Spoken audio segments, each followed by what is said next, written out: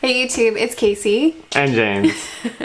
And today we're going to share with you 3 of the things that we wish we knew before we started manufacturing our products. We'll share how we sourced our manufacturers, how we negotiated with those manufacturers, what surprised us about that whole process, what frustrated us about manufacturing, how we course corrected when we got really frustrated with our manufacturers after they went radio silent.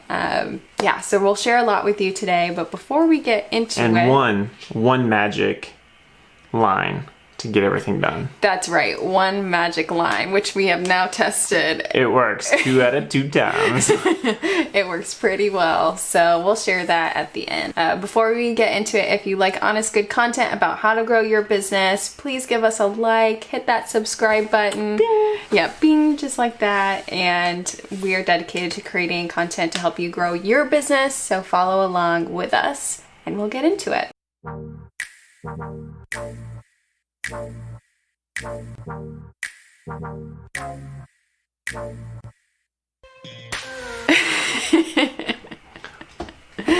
You edit that out, right? Yeah.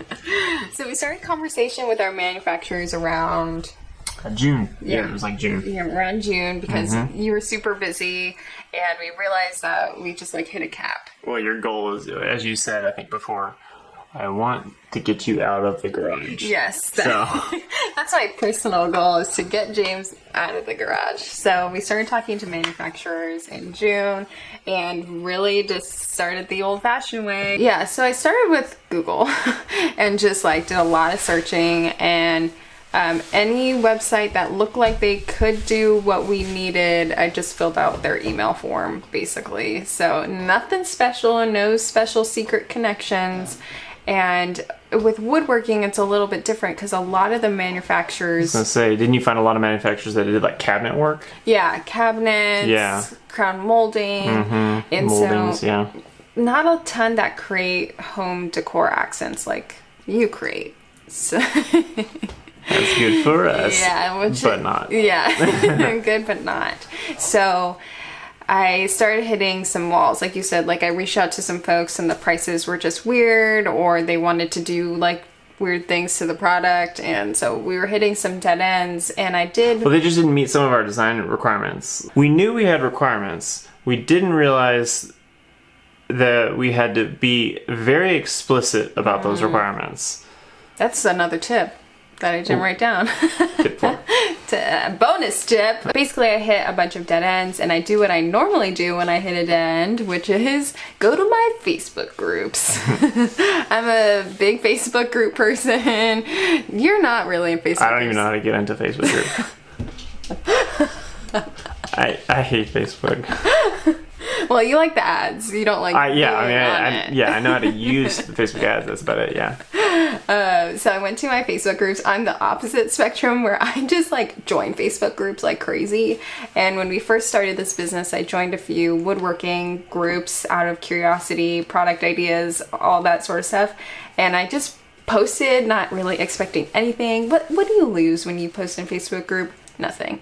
You just get information. So I just posted expecting hey, I'm having trouble finding a manufacturer for our product, kind of described it, said it was super simple. And I actually got connected with a few people that reached out to us and said that they wanted to work with us. So that's how we got connected to our first manufacturer. Yeah.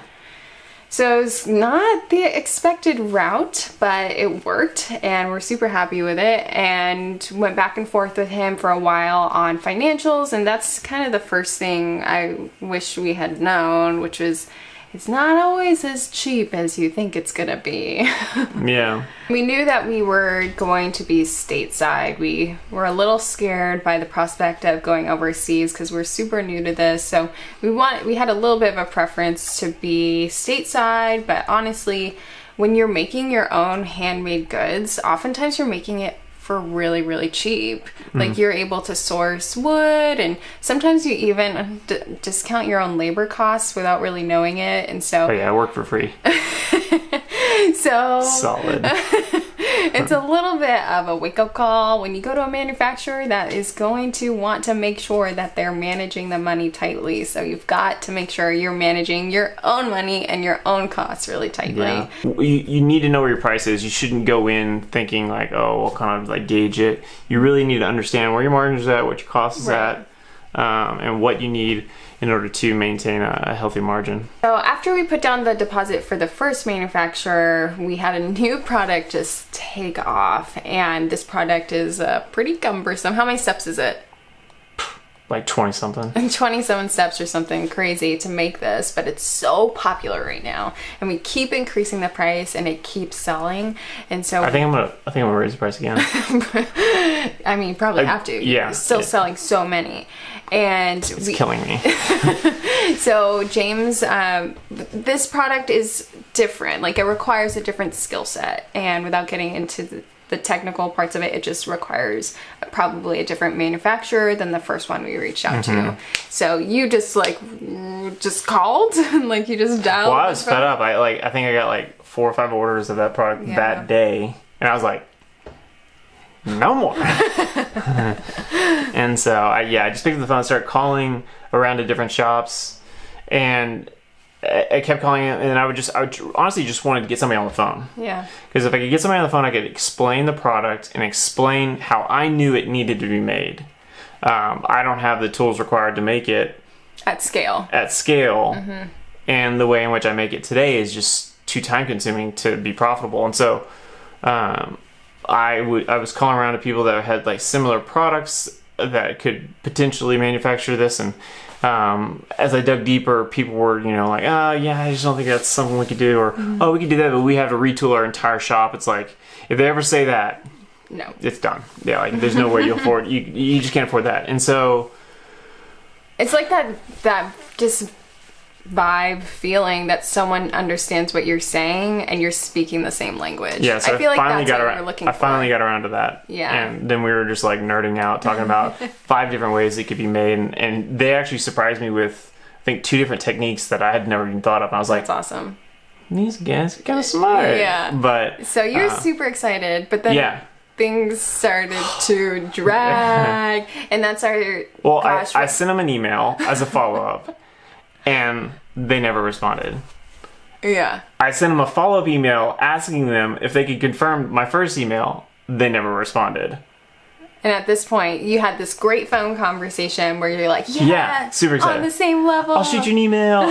5 minutes later, I shot them like an hour-long written email, and then nothing. Radio silence. For like a week.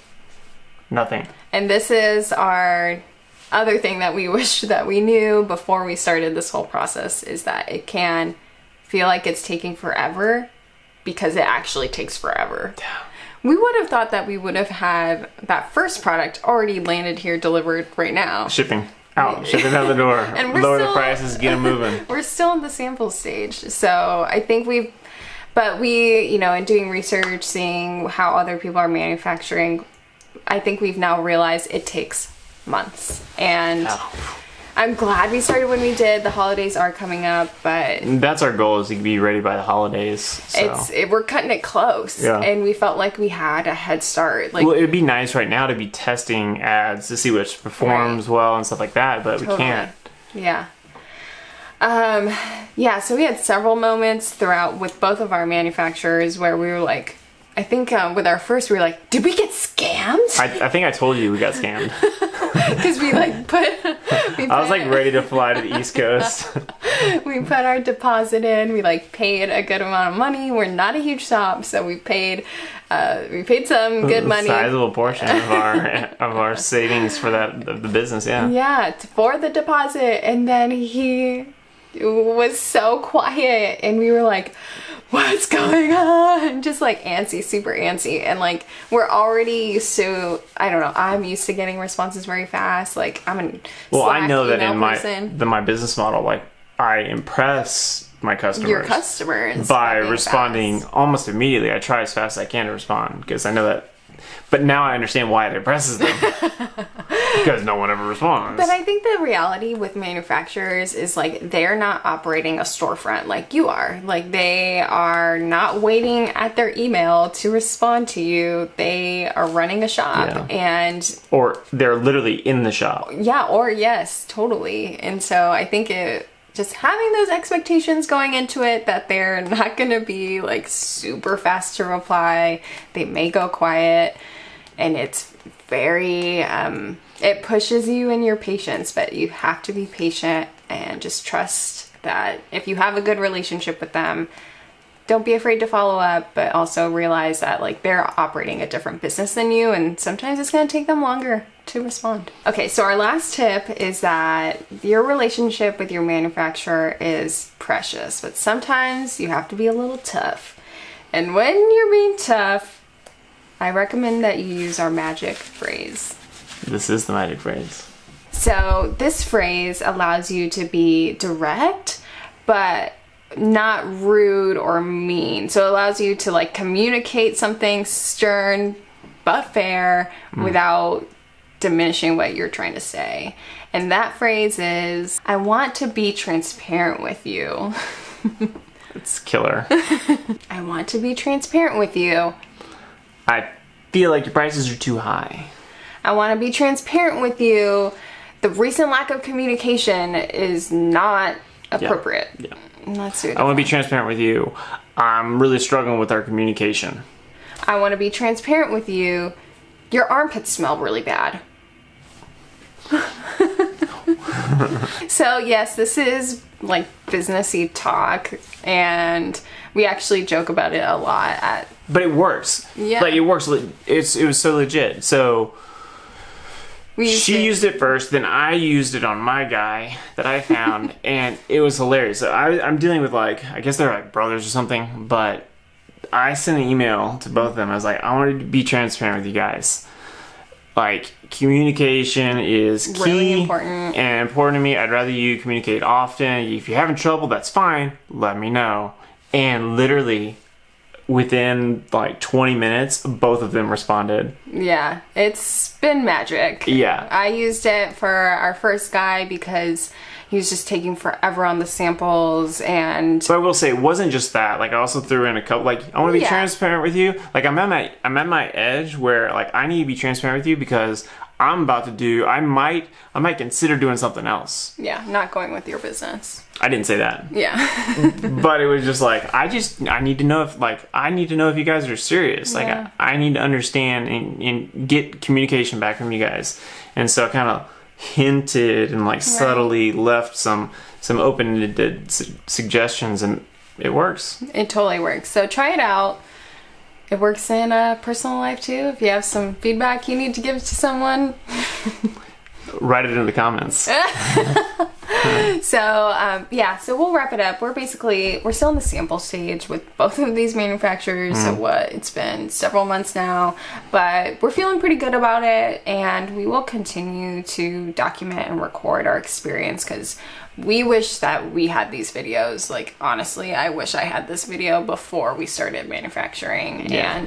And that's our whole goal, is just to share like the ups and downs, but also lots of good tips on our experience growing our e-commerce business. So we'll wrap it up. Thanks for watching. If you liked this content, what do? Subscribe. Ding. And hit the like button. Thanks. Like, subscribe, comment, watch the whole video. Watch it multiple times. Yeah. Cool. Thank you.